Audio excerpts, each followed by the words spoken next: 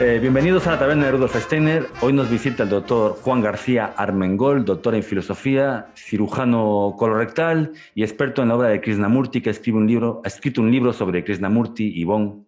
Muchas gracias por estar aquí, Juan. Gracias a vosotros, por supuesto. Muy bien. El título de tu Gracias porque libro... es una buena oportunidad para dialogar y de algo que realmente, por supuesto, creo que es muy importante, que es todas las propuestas de Krishnamurti en su conexión con la dimensión de la creatividad científica, que es lo que aporta Bohm, sobre todo, David Bohm. Muy bien. Yo tengo un amigo antropósofo bueno, antropósofo, no creo que le gustase que le llamase antropósofo. Es de familia de antropósofos, de hecho sus abuelos estuvieron con Rudolf Steiner. Y yo un día le dije, ¿qué hubiera pasado si Rudolf Steiner, que es algo así como el representante de lo que es el idealismo alemán, ¿no? El último coletazo del idealismo alemán, pues en vez de mirar con desprecio y con prepotencia a este joven indio, como decía él, ¿no? Educado por Anne Besant y por Les Beater, ¿no? Sí, Pues hubiera intentado, caray, dialogar con él, como dices tú en tu libro, ¿no? Intentar entablar un diálogo entre el idealismo alemán que él representaba sí, y, sí. bueno, por ponerle ya sé que a Krishnamurti no le gustaría que le pusiera una etiqueta, ¿no? Pero bueno, vamos a Etiqueta. llamarle Vedanta Advaita de Krishnamurti. ¿Qué hubiera pasado si hubiera sido educado por alguien como Rudolf Steiner? Pues bueno, aquí estamos tú y yo para intentar. No podemos solucionar eso, pero bueno, para ver a dónde nos podía haber llevado todo esto. Claro. Es que este ha sido uno de los problemas tanto de todas las dimensiones filosóficas, incluso tradiciones espirituales. No crear puentes de unión, no saber nutrirse unos de otros. Es una de las cosas que, por ejemplo, que tanto aportaba Krishnamurti, es que nos diéramos cuenta que nuestro conocimiento, digamos, nuestra teoría del conocimiento o nuestra forma habitual de aprender es fragmentaria. Esto es una cosa clave. Por eso, puede existir una forma diferente de aprender. Puede haber una dimensión creativa o cognitiva distinta a esa visión dual, fragmentaria, acumulativa, a una visión que trasciende esa dualidad, que puede ser una inteligencia creativa que nos abra a, una, a unas percepciones que antes posiblemente las teníamos tapadas completamente. Ya. Hay un lugar, según Krishnamurti, ¿no? Dentro de nosotros, donde, bueno, Rudolf Steiner habla mucho de la libertad, pero la libertad tal y como la veo, yo la entiendo de Krishnamurti, dice que tenemos un lugar, ¿no? Que es libre, donde hay una especie de actividad espontánea, creativa, trascendental también, y toda la filosofía y los esfuerzos de Krishnamurti pretenden llevarnos a ese lugar, ¿no? Que es como donde comienza todo. Digamos que la comprensión profunda de nuestra propia estructura cognitiva, nuestra propia estructura mental, nuestra forma de vivir habitual, nuestros hábitos, nuestras acciones, la comprensión profunda de esa estructura psicológica que llamamos un yo, nuestro yo psicológico habitual, esa comprensión profunda de cómo vivimos, cómo funcionamos, cómo juzgamos, a veces condicionados por un acúmulo de creencias, doctrinas, de ideologías, ya sean religiosas, sociales, políticas, lo que quieras. Toda esa gran estructura que le damos un nombre, que es nuestro yo individual, la comprensión profunda de lo que somos, fíjate, esto es una aportación muy socrática, ese conocimiento profundo de uno mismo, solo esa comprensión sin juicios de valor, sino una observación pura, para darnos cuenta de los hechos tal y como son. Porque muchas veces observamos y nos estamos observando y ya nos separamos entre el observador y lo observado. Y estamos poniendo muchos juicios, muchas creencias en medio, muchos filtros al final.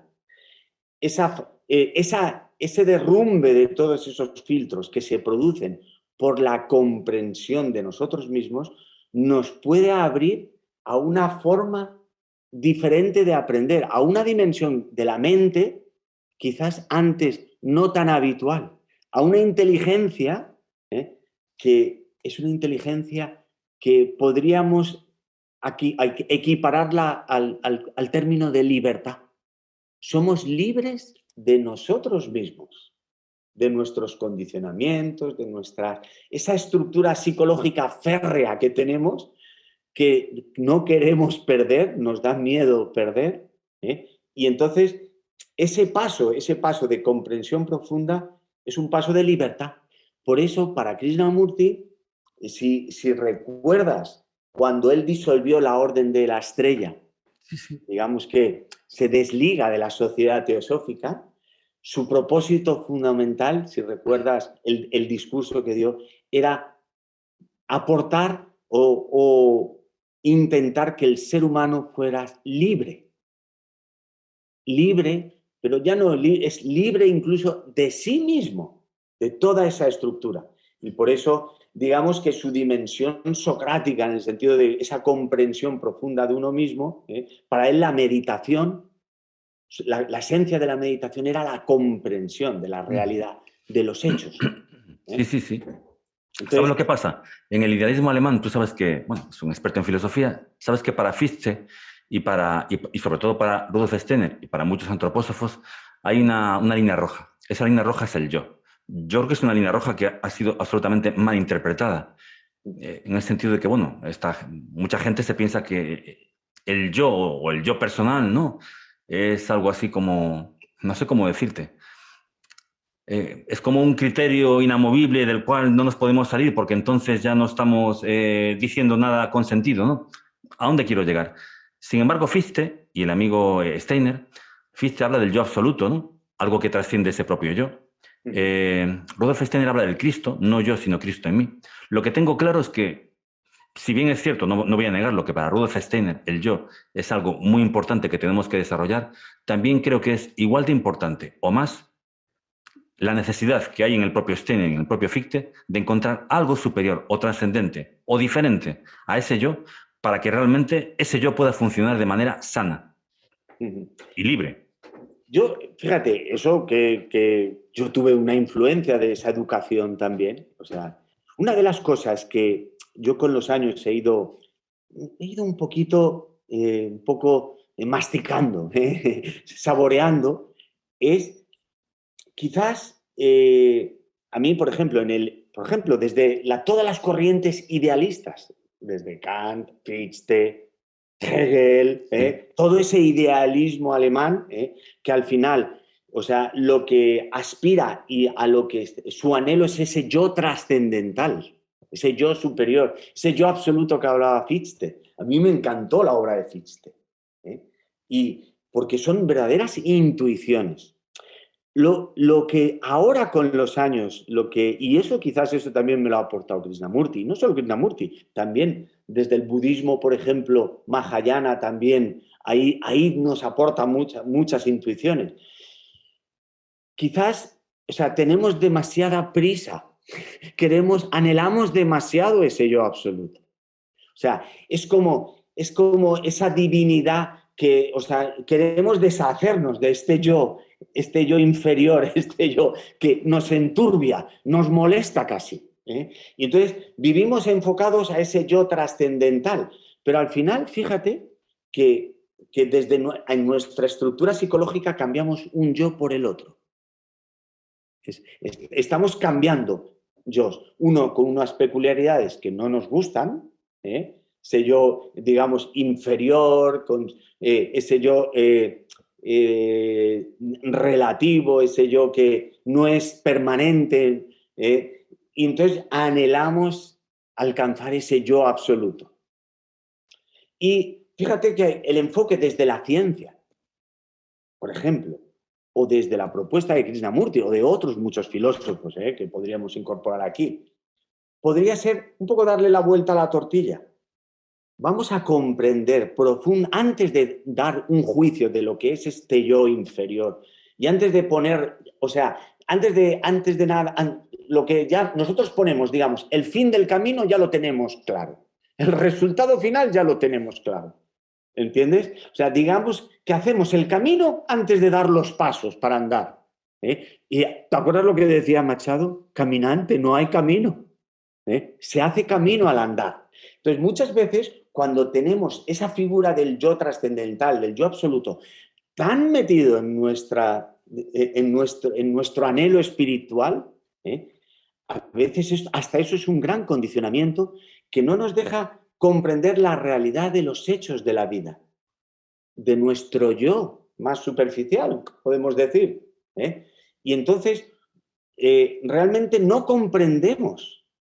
Lo que hacemos es bypaseamos, lo que hacemos es saltar, pero no comprendemos la realidad de los hechos.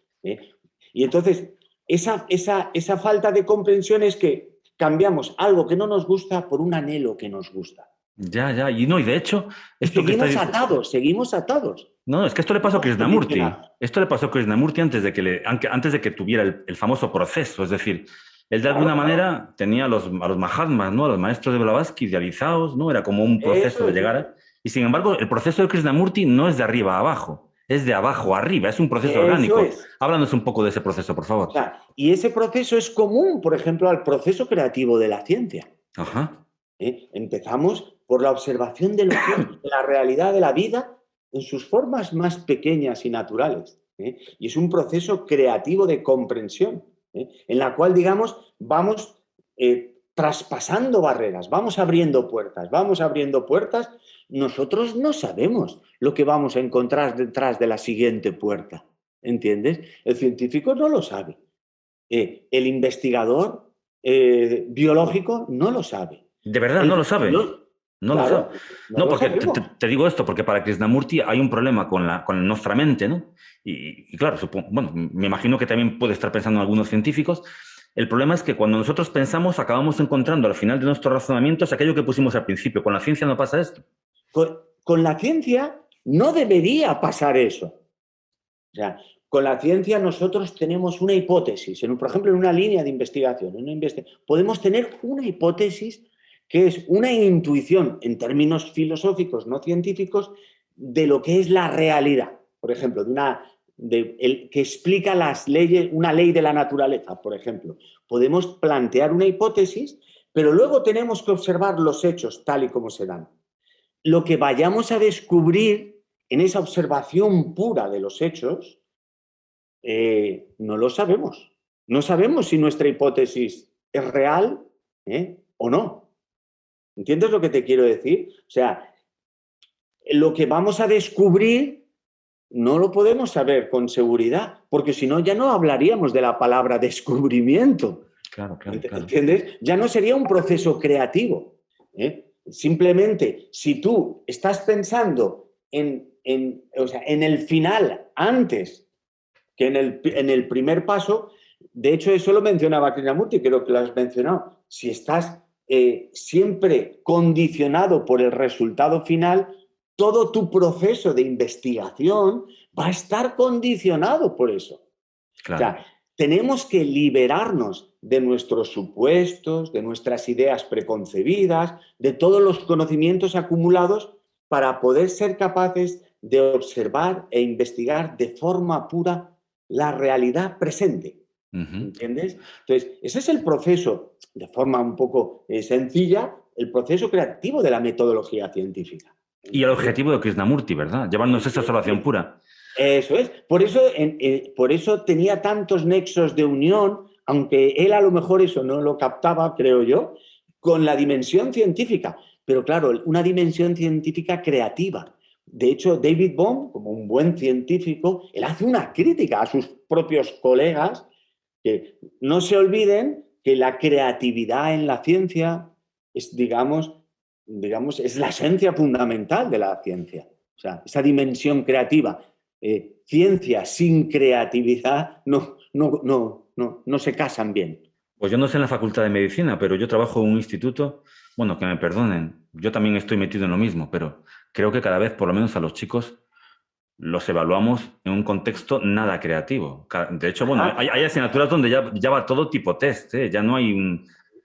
En un contexto que es puramente acumulativo de repetitivo también, y repetitivo, sí, sí. repetitivo. Y ese siempre será un contexto fragmentario, eso es un aprendizaje fragmentario. Es un aprendizaje en la cual la dimensión creativa pierde una fuerza que al final es que queda nula. queda totalmente anulado. Es una estructura psicológica férrea que al clima nos condiciona. Nos está condicionando y entonces el ser humano no es realmente libre. Ni siquiera es libre para comprenderse a sí mismo. Caray. O sea, no es capaz de mirarse a sí mismo de forma pura. Siempre existirán esas ideas, esos condicionamientos que son verdaderas barreras, filtros a la observación de los hechos tal y como son. Ya, Esa ya. es una de las, para mí es una de las grandes aportaciones de Krishnamurti y por supuesto de las grandes aportaciones de la ciencia. Y de hecho, por eso la ciencia ha tenido resultados muy Sí, positivos, por lo sí, menos para lo que ella quería. Ha conseguido que los aviones vuelen. sí, sí, sí. ¿Entiendes? Entonces, ¿por qué? Porque su forma de aprendizaje, cuando se ha dado de forma creativa, tiene grandes éxitos. También es verdad que digamos, la dimensión científica creativa, con esa pureza, y no se ha dado tanto. O sea, personajes como Newton, Einstein, Bohm, te diría, Sí, no abundan, no no han abundan. habido tantos en la historia. Pero que no se preocupen los oyentes, porque nosotros vamos a hacer un curso de más o menos 17 años con todos los libros de Steiner y de Krishnamurti para que puedan llegar a asimilar cómo se puede llegar a observar puramente algo.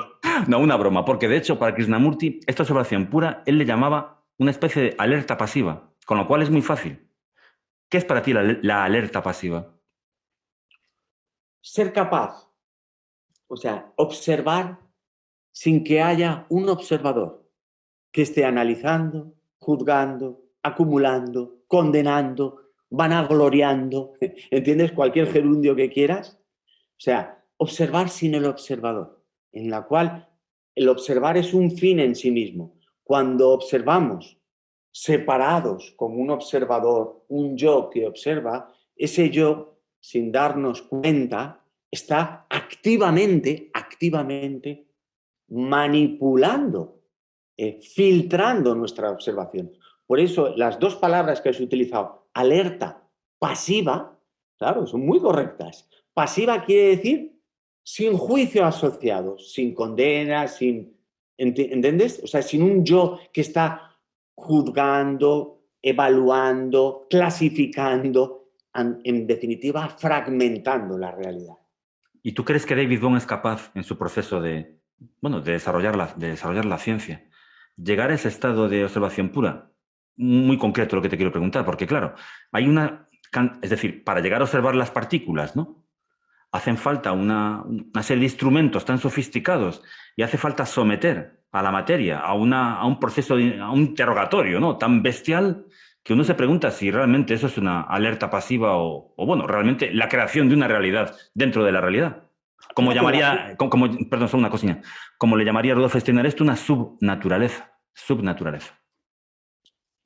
No podemos saber las distintas dimensiones que pueden haber en los descubrimientos, en el trabajo de descubrimiento.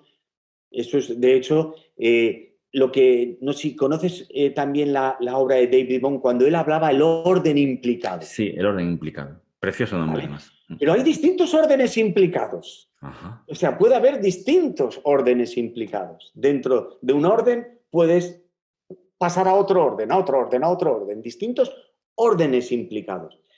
Lo que te quiero decir es que tu pregunta concreta ¿es posible esa observación pura? Es una pregunta fundamental, la que has dicho, es la clave. ¿Eh? En la ciencia hay una cosa curiosa que yo, de hecho, eso lo he vivido en las ciencias biológicas. El, el observador, el investigador, cuando está tomando los datos de, por ejemplo, está mirando una placa de cultivo o un movimiento celular, cuando toma los datos de la observación de la naturaleza que él está estudiando, por ejemplo, el problema es que muchas veces nosotros observamos, el científico, fíjate, estoy hablando dentro del terreno de la ciencia, toma los datos, pero está sesgando su observación por el deseo de lo que quiere llegar a encontrar. Y, digamos, encontramos lo que queremos y observamos lo que queremos llegar a observar. Entonces, sin darnos cuenta, como ahí no se está produciendo una observación pura. Entonces estamos sesgando la observación. Esto es en términos científicos. Esto se soluciona de una forma fácil. Cuando es una computadora la que hace la observación de esos datos, cuando la que recoge todos los datos es una computadora, digamos que cuando sustituimos nuestro yo, nuestra mente, por una computadora que es la que recoge los datos, ya se ha solucionado el problema. La computadora sí que tiene una observación pura, no analiza mientras está observando, no condena, no anhela. La computadora es totalmente fría. En ese sentido, lo que te quiero decir es que la observación pura, indudablemente, para el ser humano, en su observación de sí mismo y de la realidad, no es algo fácil. No es algo fácil porque no estamos acostumbrados a hacer eso. Siempre observamos desde un observador, desde un yo que observa, con un cúmulo de creencias, conocimientos que crean una estructura por la cual, gracias a la cual observamos y clasificamos. Clasificamos, por eso vivimos en un mundo de conceptos. Y gracias a eso, ojo, tenemos el lenguaje. O sea, el lenguaje al final también está... o sea, que toda esa parte, digamos, no es que sea negativa, lo que pasa es que tiene una limitación. No podemos conseguir una observación pura a través de los conceptos, Ya, a ya, través de ya. nuestras ideas, ideologías. Y un ordenador, sí.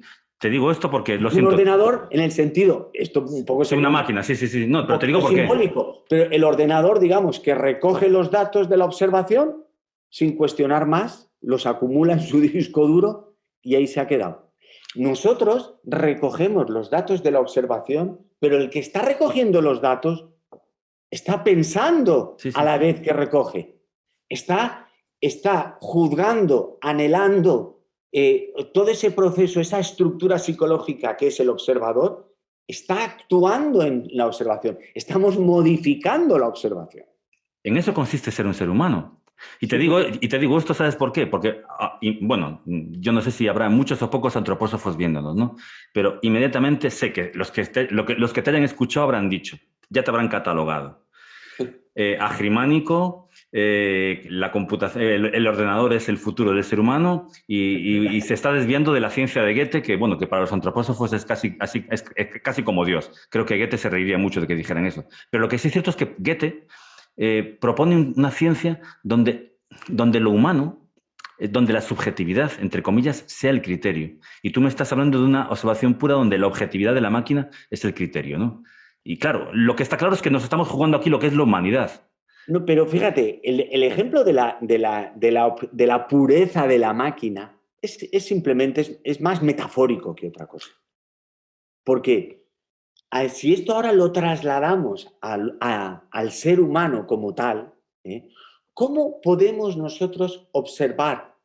¿Cómo se puede dar una observación pura con un yo que está observando y a la vez que observa está haciendo una evaluación de lo observado? Hay una separación entre el observador y lo observado. Es natural, es lo humano. Así funciona nuestra intelección habitual, funciona así. Nuestra percepción crea eso y todo eso se va acumulando en nuestra memoria, incluso en nuestra memoria a lo mejor genética. Sí, sí, sí. ¿Entiendes? Pero, el, ¿por qué no podría ser humano una forma diferente de aprender en la cual trascendiéramos esa dualidad entre el observador y lo observado? Puede ser tan humano o más humano todavía, porque posiblemente nuestra forma de aprendizaje podría digamos, trascender las limitaciones de la anterior forma de aprendizaje, que era muy dual, era fragmentaria. Entonces, en ese terreno a lo mejor podemos hablar de libertad, de totalidad, de unidad. Si en el otro terreno no puedes hablar de totalidad, no puedes hablar de unidad, porque es un conocimiento fragmentario. Nuestro yo nos divide. Tu yo, mi yo. mis ideas, mi religión, tu religión, Sí, mi sí, sí. partido político, tu partido político. Si el paso que nos propone Krishnamurti es un paso cualitativo de tal tamaño o de tal cualidad, Es un te salto de nivel, diría, un salto de nivel. eso es un salto cualitativo, el mismo salto cualitativo que propuso Albert Einstein cuando describe la teoría de la relatividad. Cuando de pronto nos dice que el espacio y el tiempo no son dimensiones absolutas. Esto es un salto cualitativo que no había quien lo pudiera imaginar. Pero incluso en el desarrollo posterior de la física cuántica, esa dimensión dual se hace añicos. De hecho, no sé si lo sabes, pero por ejemplo, David Bohm conoció a Krishnamurti. Él tenía costumbre de los fines de semana, iba con su esposa y solían ir a la biblioteca a leer. Tenían esa afición, muy buena, por cierto. Y entonces, un día, la esposa de David Bohm, hojeando un libro, y entonces empieza a leer. La ausencia de separación entre el observador y lo observado, un libro de un tal Krishnamurti. Entonces, hablando sobre todo eso, y entonces su mujer le dice a Bohm, mira, este hombre dice cosas parecidas a las que tú estudias y trabajas. ¿Eh? Y o sea, lo descubrió su esposa, y entonces Bohm dice, uy, entonces lo empezó a leer, entonces digamos que él veía que desde la dimensión filosófica la propuesta de Krishnamurti era muy similar a su propuesta desde la dimensión científica de su visión de la física cuántica, en la cual la no dualidad entre el observador y el observado es una, digamos, es patente, esa interdependencia, esa unidad, esa interdependencia es una palabra muy clara, Sí, que, ojo, que es muy importante en el budismo también. sí, sí. ¿Eh? La Eh, originación interdependiente, sí. esa interdependencia es, digamos, una de las claves de la física cuántica, Ujú. que está por desarrollar, por supuesto. Aún nos Claro. quedan muchísimos desarrollos. Entonces, Bohm se acerca al trabajo de Krishnamurti, y fíjate, Bohm dirías que lo haría desde una dimensión fría, entre comillas, de la ciencia, para él no era nada fría, pero Krishnamurti lo hace desde la dimensión más humana, más profunda del ser humano. Entonces, ahí está un poco la clave de cómo es posible, bueno, en el libro, el subtítulo, hacia un diálogo integrador entre la meditación y la ciencia. Sí. Cómo la propuesta de Krishnamurti, de su propuesta de lo que es la meditación, ¿cómo puede esto cuadrarse con la propuesta de David Bohm, Ujú. No, que nace un poco de su trabajo en física cuántica? ujú.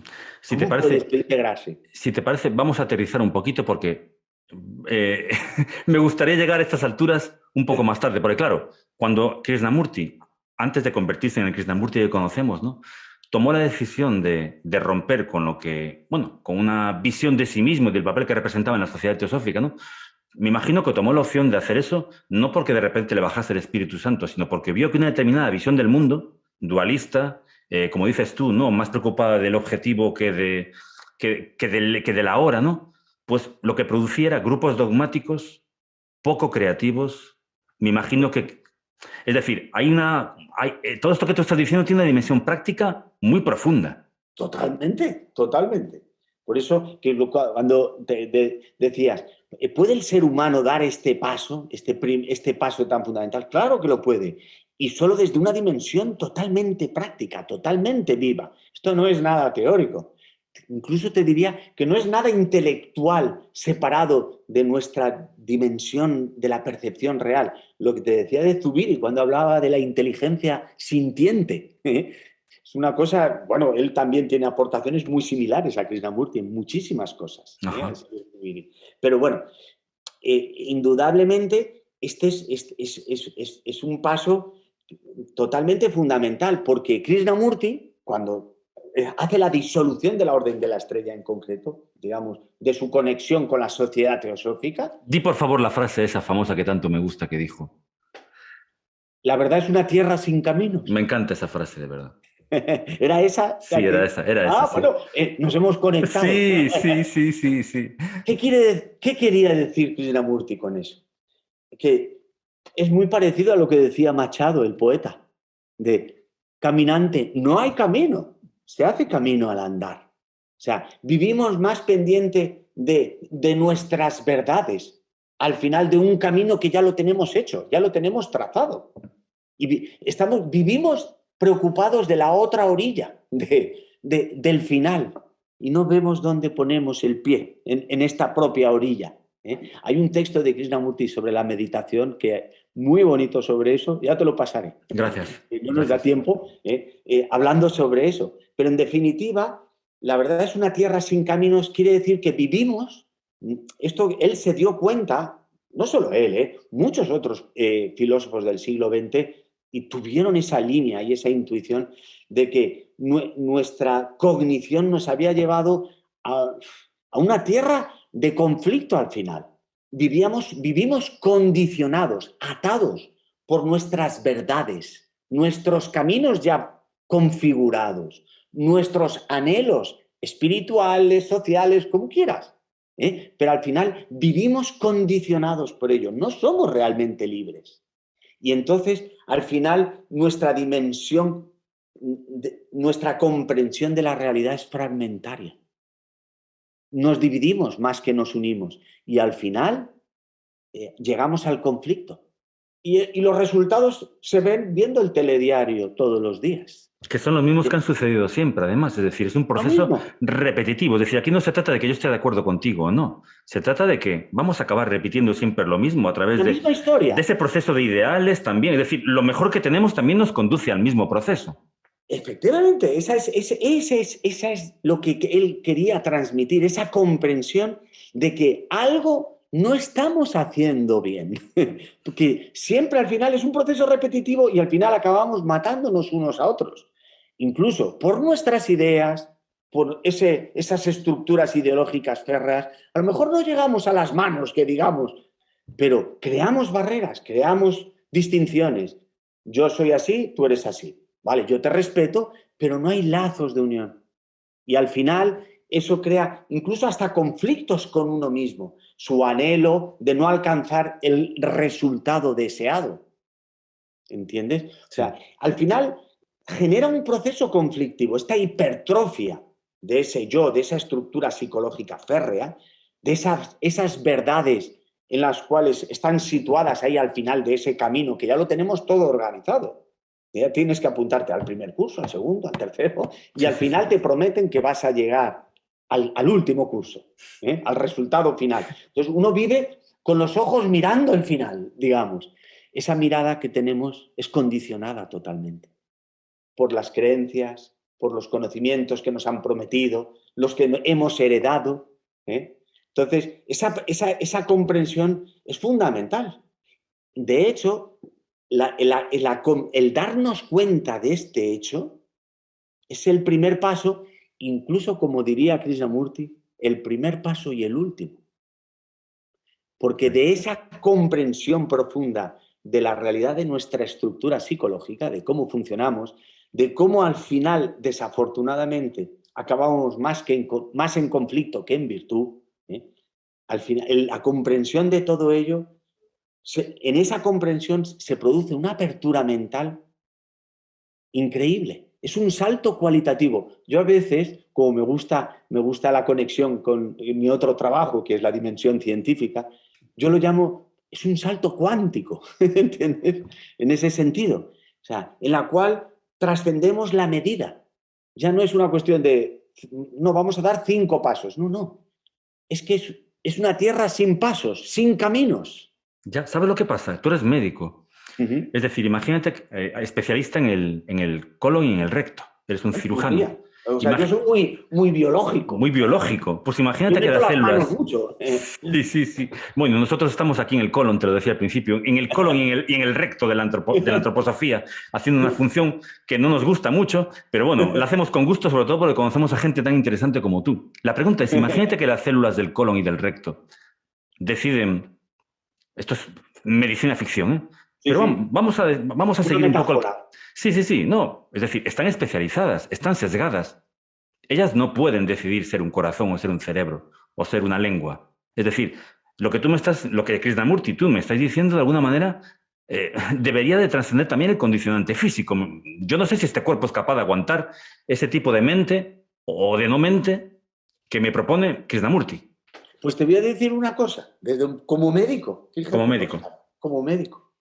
Las células del colon se sienten células del colon. Sí, las células del hígado se sienten células del hígado. Tienen unas características que las diferencian a las células neurológicas, a las células musculares, pero todas las células de nuestro organismo, como si fuera un planeta, ¿eh? Están completamente unidas, son siempre interdependientes. No pueden vivir unas sin otras. O sea, realmente nuestro organismo, si le tuviéramos que poner un subtítulo, sería de tenemos muchos órganos, pero todos unidos, unificados, creando un conjunto interdependiente. No podemos vivir de forma aislada. De hecho, ¿qué es que cuando se produce un proceso neoplásico maligno, un cáncer en el organismo, esto lo que está produciendo es que unas células en determinado órgano han dicho, no, no, no, nosotros queremos ser independientes y queremos crecer a nuestro criterio, según nuestras ideas, esto es una metáfora, No, pero muy pero buena. somos independientes y yo no tengo ningún interés en relacionarme con las del músculo porque no me gustan. Sus ideas no me gustan, con aquellas tampoco, y yo voy a ir a lo que yo creo que es mi verdad.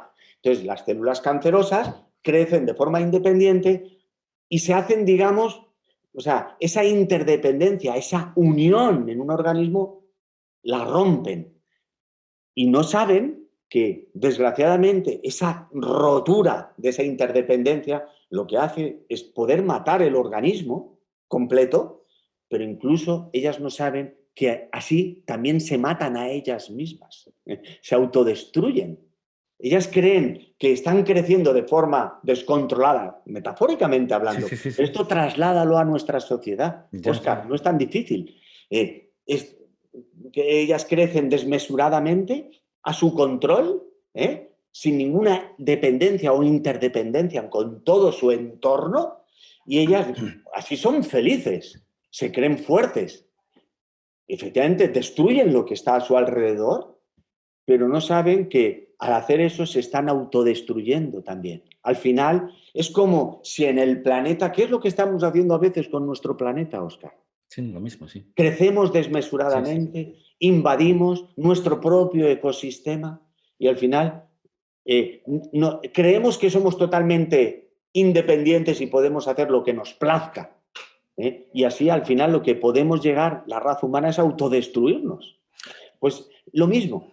Entonces, en el organismo, esa trascendencia de la dualidad, de la fragmentación, o sea, la sabiduría de la naturaleza, digamos que si tuviera que decirlo en una frase, la naturaleza en su esencia más real no es dual, es unitaria, es interdependiente. Vale, vale, vale, vale, vale. Y ¿Qué nuestra pasa? mente, Sí, sí. nuestro pensamiento, no lo es. Desgraciadamente, nuestro pensamiento, su tendencia, esa intelección, esa forma habitual de aprendizaje, no sigue acorde a nuestra naturaleza de la realidad, de la vida, que es interdependiente, es unitaria. Una Trasciende. interdependencia conflictiva. Claro, Es puede conflictiva. ser conflictiva. Indudablemente, nuestro pensamiento, nuestra racionalidad es muy importante. Gracias a eso podemos estar hablando tú y yo ahora y nos entendemos, porque creamos unos conceptos y un lenguaje que es una joya de la sabiduría. Sí. La racionalidad, el intelecto, bueno, a mí me maravilla cómo funciona nuestro sistema nervioso, aún desconocemos muchísimas cosas, pero también nos podemos dar cuenta que una hipertrofia de esa estructura psicológica que se crea, fíjate, de esa estructura psicológica que creamos, a lo mejor es una representación, que es un yo fuerte, esa estructura psicológica nos puede dar una mala pasada. Sí. Tiene un efecto secundario. Sí, sí, Y sí, ese sí, efecto sí. secundario, si lo hipertrofiamos, ese significa, damos un paso egocéntrico, un paso en la cual nos desligamos de la realidad interdependiente de la vida. Muy Y bien. entonces es conflictiva, como tú acabas de Sí, decir. bueno, como dice Hegel, estaba pensando en Hegel cuando te decía esto, ¿no? Pero bueno, es que esto tampoco, fíjate, Óscar, que tampoco hay que ser una mente muy Sí, brillante no, para sí, no. Sales a la calle y lo lo, ves, lo sí. vivimos, lo vivimos cotidianamente. Y fíjate, yo lo vivo cotidianamente hasta en mí mismo. Sí. Cuando tú te miras con profundidad, te das cuenta de las sutilezas de nuestras reacciones, de cómo... Entonces, a mí a veces me da la risa de mirarme a mí mismo. Me da la risa. Porque digo, mira, fíjate cómo el yo se camufla por aquí, se esconde por aquí, pero al final ¡pum!, sale como una setita. Siempre sale. Entonces, es un trabajo creativo, es un trabajo de descubrimiento. Ujú. Al final, lo que nos propone Krishnamurti es ese, un Pero trabajo de descubrimiento. sin método, porque esa es la historia. Es decir, aquí tenemos, por un lado, Krishnamurti, ¿no? Que dice que podemos y que debemos llegar a ese punto sin ningún método preestablecido, y el resto del mundo, antroposofía, budismo tibetano, donde quieren llegar al mismo sitio, pero siempre a través de métodos, que al final acaban separándonos, Eso ese es. metodologismo. Pero ¿y por qué? ¿Por qué eso, Óscar? ¿Por qué? ¿Qué genera esa dependencia férrea a un método, a una metodología? Al final, nosotros, el trabajo es comprender nuestra propia estructura psicológica. Incluso ser libres de nuestra... Casi te diría que la libertad es un efecto natural que se produce por añadidura.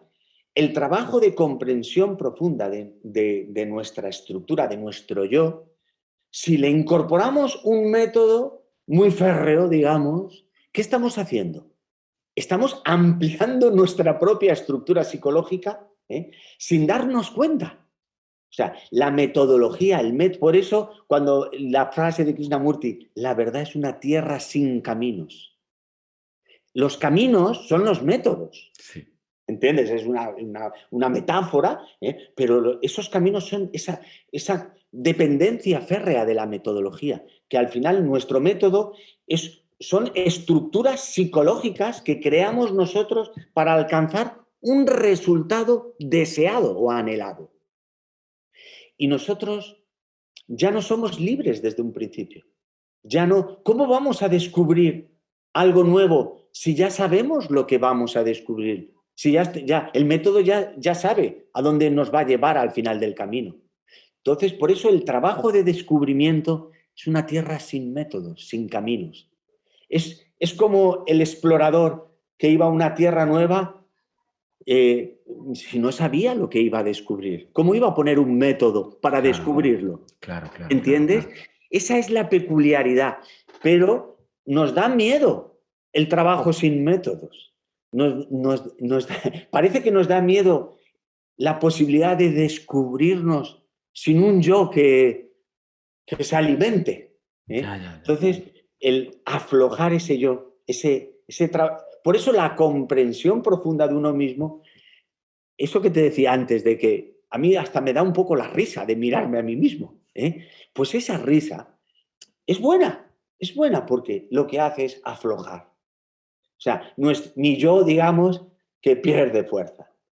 Al perder fuerza, toda mi estructura férrea, mi condicionamiento de creencias, ideas, mis ideas filosóficas, toda mi educación, todo, digamos que pierde fuerza, cae todo. Pero en esa pérdida de fuerza, en esa disolución como un azucarillo que se disuelve en el agua, puede surgir una inteligencia creativa muy distinta a la habitual. Y a lo mejor ese es lo que te llamaba el salto cuántico. Y a lo mejor se produce sin darte cuenta, sin buscarlo, sin método alguno. Ya, ya. Esa era la propuesta de Krishnamurti. Por si te escucha algún adolescente, yo estoy de acuerdo con tu propuesta, pero creo que el camino o la propuesta de Krishnamurti tenemos que empezar a tomárnosla en serio o a practicarla al final del camino, no al principio. Es decir, Krishnamurti era un niño analfabeto de la India que fue educado a través de Leadbeater, de Pesant. Creo que estuvo también estudiando en Inglaterra. Bueno, Claro, a través de la sociedad teosófica ya, digamos que tuvo una educación occidental sí. también, claro. Y él tuvo la valentía, cuando me imagino que contempló esa estructura, ¿no? Que él, como instructor del mundo, estaba condenado a repetir y a inculcar para que se reprodujera per secula seculorum, ¿no? A través de teósofos y Sí, demás. sí. Sí, sí, él decidió cortar.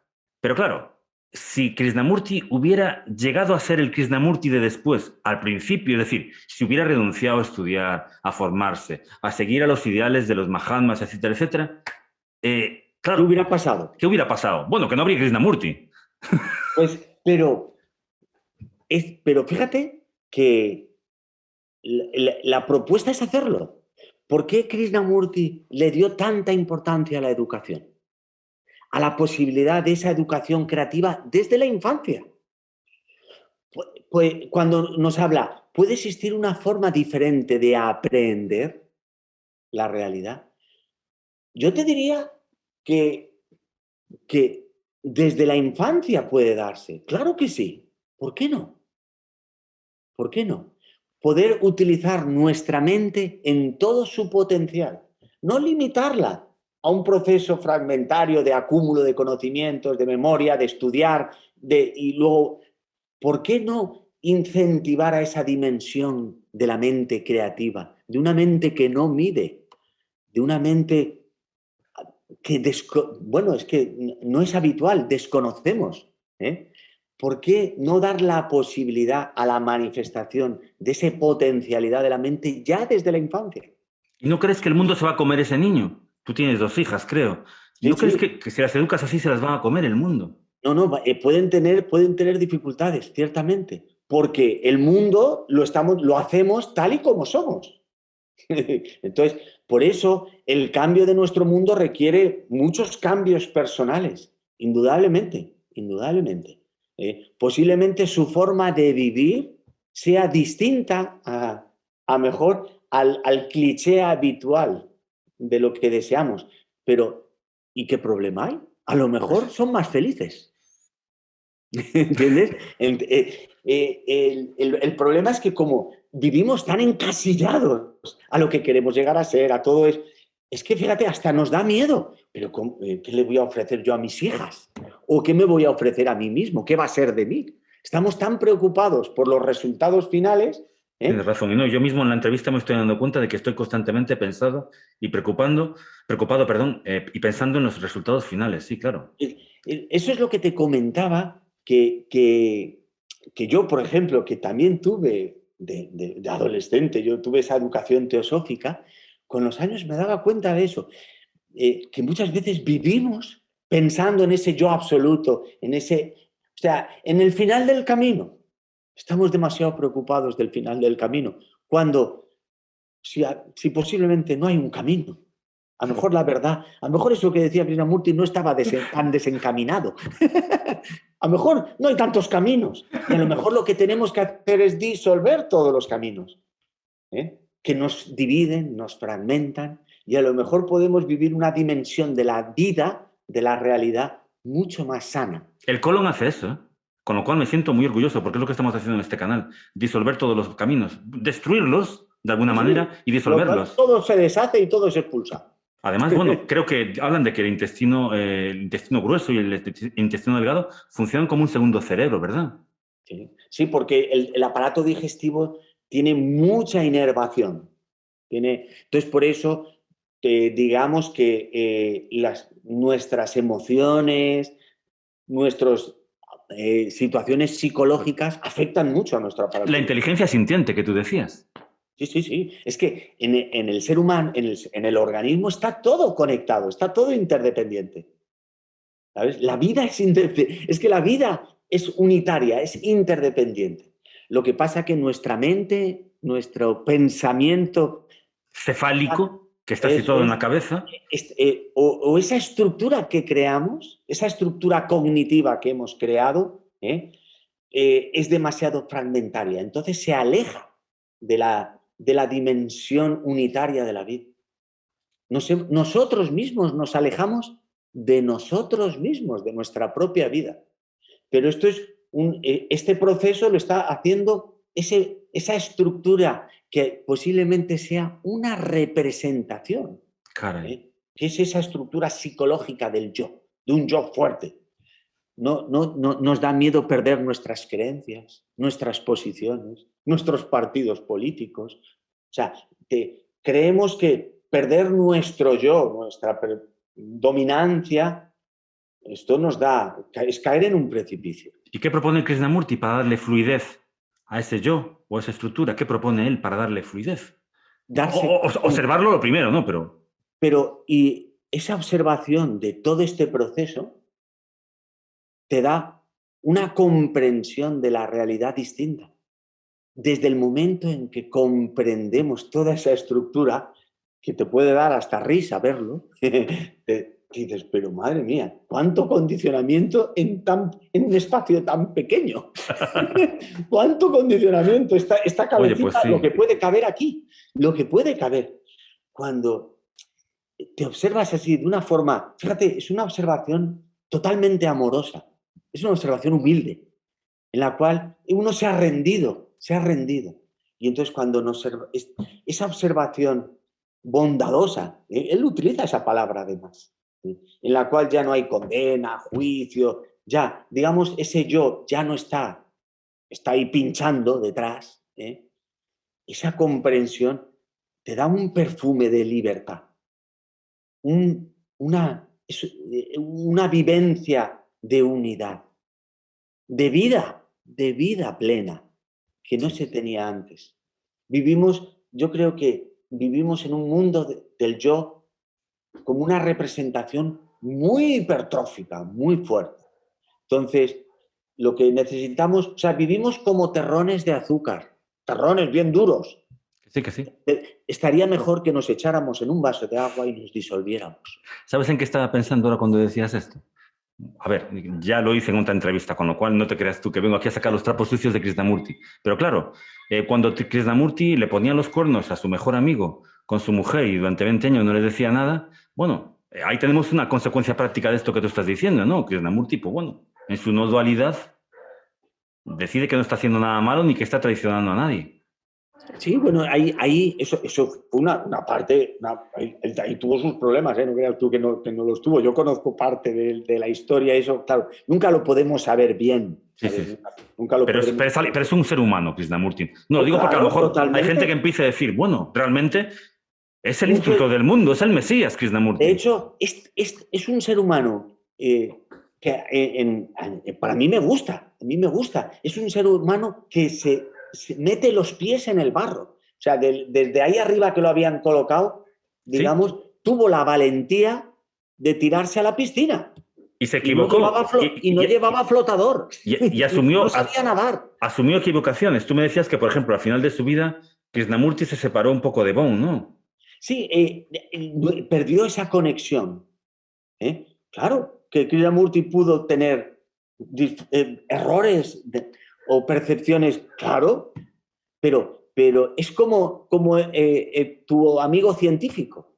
El error no es algo destructivo, es una oportunidad para crecer, es una oportunidad para darse cuenta. No hay verdades absolutas. Por eso, el perfume realmente bonito de todo esto es el trabajo de descubrimiento.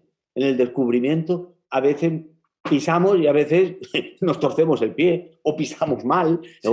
Pero eso no nos frena a mirar dónde hemos pisado, qué es lo que ha pasado y dar otro paso, ¿entiendes? No sabemos a dónde nos va a llevar los pasos al final, pero vivimos plenamente en el momento presente, vivimos de una forma más profunda, más plena, más real. Más real, sí. Más real. Y tú hablas de que quedan muchos pasos que dar. En las propuestas o en esa nube llamada Krishnamurti, con ese impulso, ¿Qué pasos Hombre, quedan por claro. dar, por Y favor? tantos pasos como la vida se abra camino. Fíjate, si pueden abrir pasos. ¿Entiendes? Pero ese es lo bonito del trabajo del descubrimiento, que no sabemos dónde nos va a llevar. ¿En qué ámbitos ves tú? ¿Eh? ¿En qué ámbitos? Bueno, Bonn es un ámbito, ¿no? La ciencia, de hecho, desde La mi punto ciencia de es un vista, ámbito. sí, sí, creo que la antroposofía, la teosofía, el idealismo alemán, que yo amo, están invalidados para entablar un diálogo con la ciencia actual. No, funcionan con, como dices tú, con estructuras demasiado fijas que ya no corresponden a lo que se sucede hoy en día. Sin Pero embargo, bueno, Krishnamurti tiene esa posibilidad, crea ese claro, puente. eso es. O sea, el trabajo de descubrimiento, cuando somos libres de nosotros mismos, de nuestras creencias, nuestras ideas, nuestra educación, posibilidades se abren todas. Entonces ya no estamos poniéndonos corazas, no estamos fragmentando. En ese momento la mente se abre totalmente.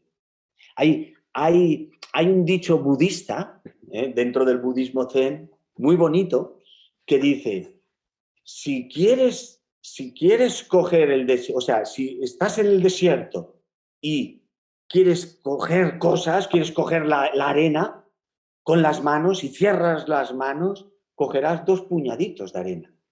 Si abres las manos, toda la arena del desierto puede pasar por ellas. ¿Entiendes? Esto, que es una metáfora, Sí, sí, sí. viene a decir que si nosotros abrimos nuestra mente, digamos, damos la posibilidad a la manifestación de múltiples posibilidades, energías, percepciones. ¿eh? Existe una libertad que es pura creatividad. Es que si no estamos abocados a una ciencia sin conciencia.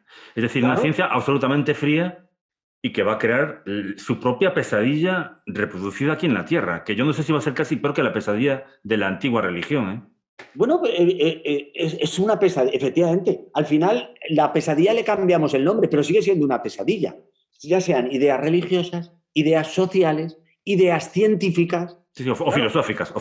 filosóficas, sí, sí. O sea, cualquiera. El problema es no ser libres de nuestras propias ideas.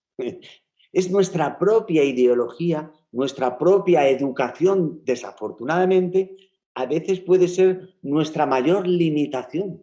Oye, ¿cómo se entendían Bon y Krishnamurti? Es decir, Bon hacía esfuerzos para salirse de su terminología científica. Es decir, ¿cuál era el puente para que ellos dos se entendiesen y en qué términos se entendían? Yo creo que se entendían bien porque tanto la terminología que utilizaba Krishnamurti como la de Bohm era una terminología muy sencilla. Ten en cuenta que lo que estaban hablando es de una comprensión de esa estructura de los conceptos, de las ideas, con lo cual era todo lo contrario. El propio trabajo de comprensión aún los unía más. Qué bien.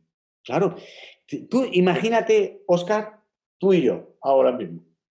Si tú tienes unas ideas férreas sobre lo que estamos hablando hoy, por ejemplo, unas ideas muy férreas, para ti muy verdaderas, muy importantes, y yo tengo otras muy férreas, muy verdaderas, muy importantes para mí, porque han sido la educación mía de toda. Imagina esas dos posiciones. Vale, podemos dialogar, pero nosotros seguimos muy férreos en nuestras posiciones. Nos podemos respetar, pero el proceso de unificación va a ser difícil. De hecho, posiblemente cuando tú estás escuchando al otro, realmente ya no le escuchas, estás escuchando y ya sabes lo que le vas a debatir, rebatir, porque tú estás procesando a través de tus ideas. Ya ni siquiera haces el esfuerzo de una escucha contemplativa del otro, para intentar percibir todos los perfúmenes que él quiere transmitirte, ¿no? Estamos en nuestra posición y esa posición férrea, no, digamos que nos tapa la nariz, ya no olemos. Vale, vale, qué Entonces, bueno. entonces desde esa dimensión de la comprensión, nuestras ideologías, la tuya y la mía, empiezan a perder fuerza. Entonces, cuanta más fuerza perdida, más importancia tendrá lo que nos une a ti y a mí. ¿Entiendes? Sí, sí, sí, sí, sí. O sea, cuanto más nos disolvemos como nosotros mismos, cuando más libres somos de nosotros mismos, más unidos estamos tú y yo. ¿Entiendes? Bien. Por eso la estructura férrea del yo al final lleva a una separación de los seres humanos. Lleva a Oye, una ¿y tú crees que es posible en un futuro, o un futuro cercano, que se vuelva a producir esta rara convergencia entre un científico, entre una eminencia de primer orden como Bond, ¿no? Estos científicos que salen pocos. cada muy... Y también estos Yo creo que seres sí. espirituales como Krishnamurti, ¿sabes? Yo creo que sí. Sí. Porque sí, vamos, a lo mejor es una esperanza, pero yo creo que para mí es una esperanza. ¿Ves en tus colegas este tipo de intereses? Eh, De conectar con la parte trascendente dentro de lo que es su sistema? el- O el- fuera, o fuera, o fuera de lo que es su sistema, más que no, dentro. no es algo que abunde, no es algo que abunde, digamos. Porque Te lo mira, digo. perdón, no Pero, solo... pero las posibilidades sí que cada vez son más patentes, porque, porque nos damos cuenta de la realidad de las cosas. Ujú. Por eso vivimos, por ejemplo, en filosofía, lo que se llama una postmodernidad. Sí, O sea, digamos que nos damos cuenta que el fracaso de la dimensión racional, acuérdate, después de la Segunda Guerra Mundial, claro. hubo una revolución en la filosofía diciendo, y se decían los filósofos a sí mismos, nuestro sistema ha fracasado Sí, completamente. sí, Ha sí. fracasado. Exactamente. Por eso, ¿acuerdas que había corrientes que era como un poco la antifilosofía?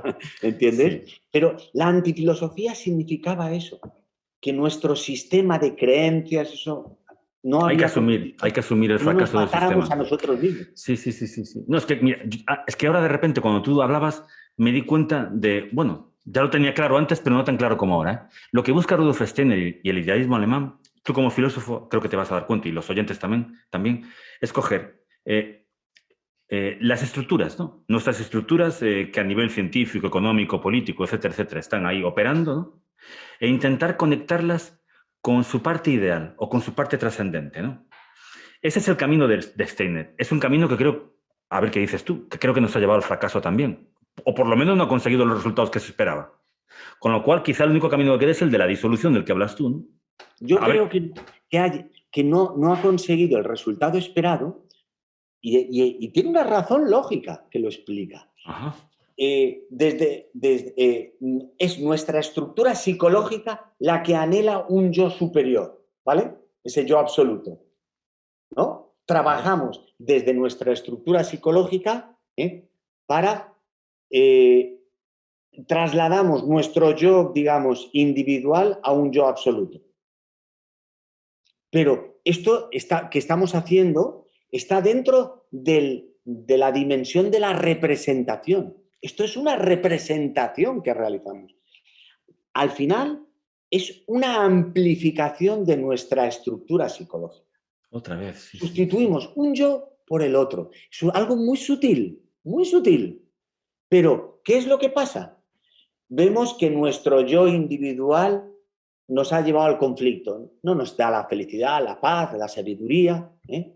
Y entonces lo sustituimos por un yo que idealizamos, lógicamente, y le ponemos nombre y apellidos a ese yo. ¿Y lo idealizamos por qué?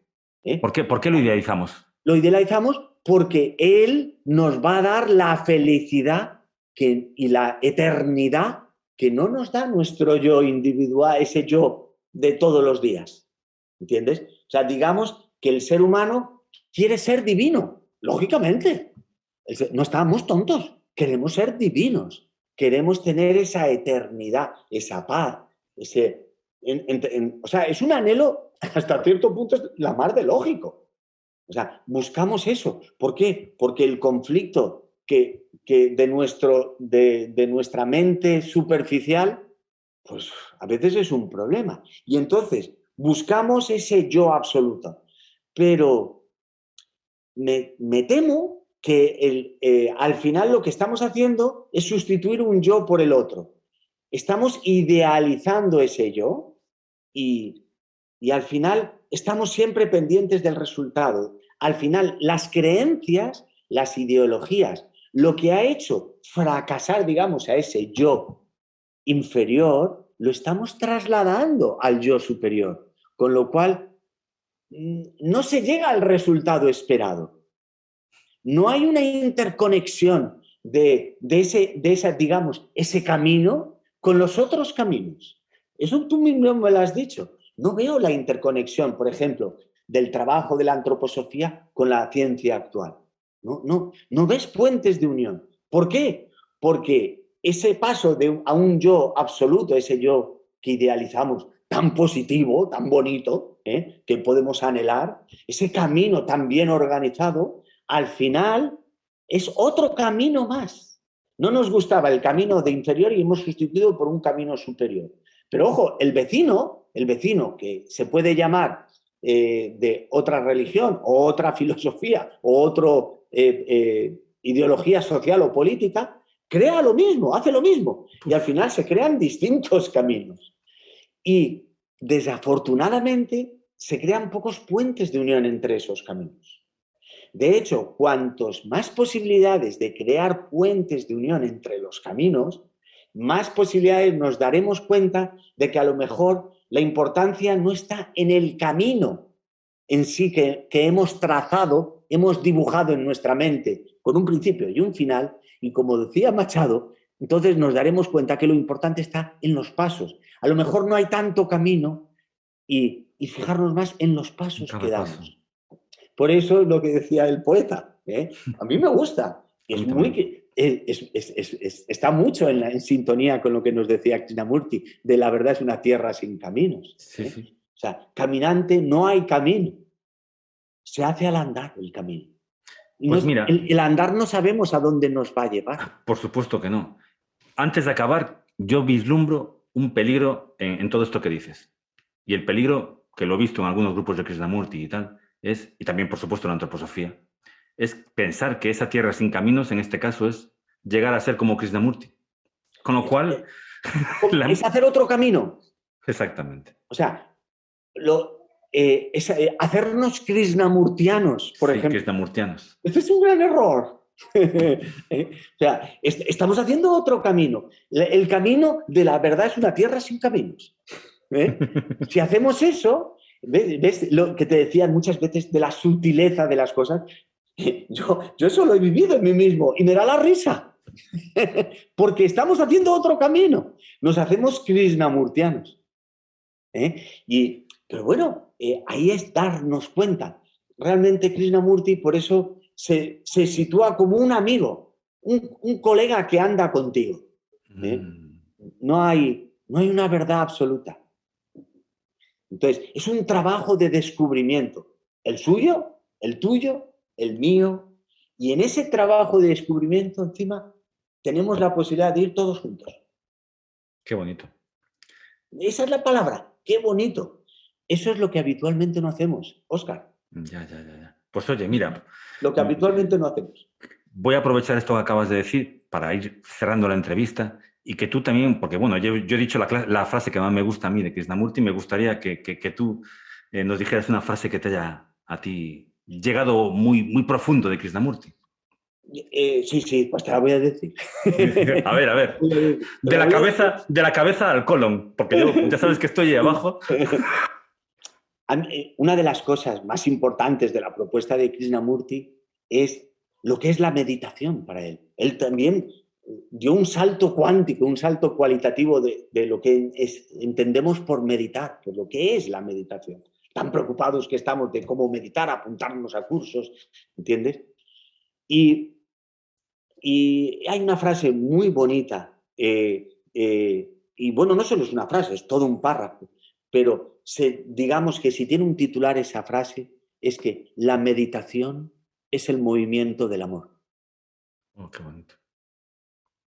Ahí, eso tenemos que hacer otra entrevista a partir de esa frase. Hemos hecho esta a partir de la tuya, de la verdad es una tierra sin caminos. Yo te propongo que el año que viene, si quieres, hagamos otra de la meditación es el movimiento del amor. Ahí hay mucho camino, muchos pasos. Fíjate, a mí ahora ya no me gusta decir la palabra tanto camino, aunque es una metáfora, pero hay muchos pasos que podemos dar en ese trabajo. Ya. Pues esa frase apúntatela. Ya la quedamos para el año que viene. A ver si sigue habiendo, porque bueno, estamos en la fase, no, yo digo metafóricamente esto del colon, pero bueno, es cierto, es la fase final del organismo, ¿no? Y nosotros estamos en la fase final de la taberna de Rudolf Steiner. Queríamos cumplir una función y bueno, quedan unos Bueno, cuantos episodios más, pero poquitos más. a lo mejor en el futuro la puedes llamar la taberna de Rudolf Steiner y amigos, Y amigos. y colaboradores. Y colegas. Pero con Colegas, respecto a lo que decías de la meditación, tu frase, ¿no? La meditación y el amor. es el movimiento del amor. El movimiento del amor.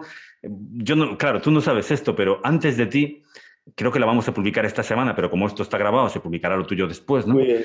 Es filosofía y reggaetón. Con lo cual, bueno, vamos por ese camino. La meditación es el movimiento del amor. Pues muchísimas gracias, Juan, de verdad, por estar aquí. Oye, pues nada, hombre, gracias a ti, Óscar. He aprendido muchísimo y me has abierto mucho los ojos. Hemos tenido caminos paralelos.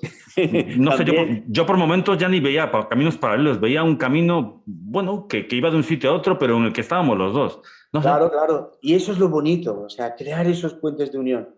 Y cuando seamos capaces de vivir con ese perfume de libertad, entonces ya no, lo importante no serán los caminos, serán los pasos de unión entre las personas. Eso es Ojalá. lo que a lo mejor conseguimos con eso, que no nos matemos unos a otros y que vivamos con un poquito más de tranquilidad, porque pones el telediario y te darás cuenta tú de cómo estamos. Sí, bueno, yo y todos los demás. Pues sí. Bueno, pues nada, muchas gracias, Óscar. Me has dejado pensativo con esto del telediario. La verdad, yo apenas lo pongo. ¿Sabes por qué? Pues porque, pero no porque digan cosas buenas o cosas malas. No, sino porque veo que además estamos en un grado de manipulación. Se lo comentaba ayer una amiga. No, es decir, antes por lo menos nos mentían con cierta inteligencia, con cierta dignidad. No.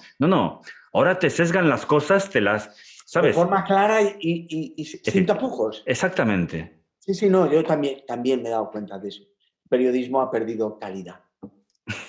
Total. Pero bueno, otro camino para injertar a Krishnamurti. Muchas gracias, Juan, de verdad. Pues nada, un fuerte abrazo. Oye, pues nada, ya cualquier cosa vamos hablando por WhatsApp. Cuando publiquemos esto, sí, lo que necesites. Cuando eso ya me dirás. Cuando publiquemos la entrevista ya te la envío. Muchas gracias, de verdad. Bueno, pues nada, un fuerte abrazo, Óscar. Un abrazo para ti y para toda tu familia. Cuidarte, cualquier cosa ya sabes dónde estoy.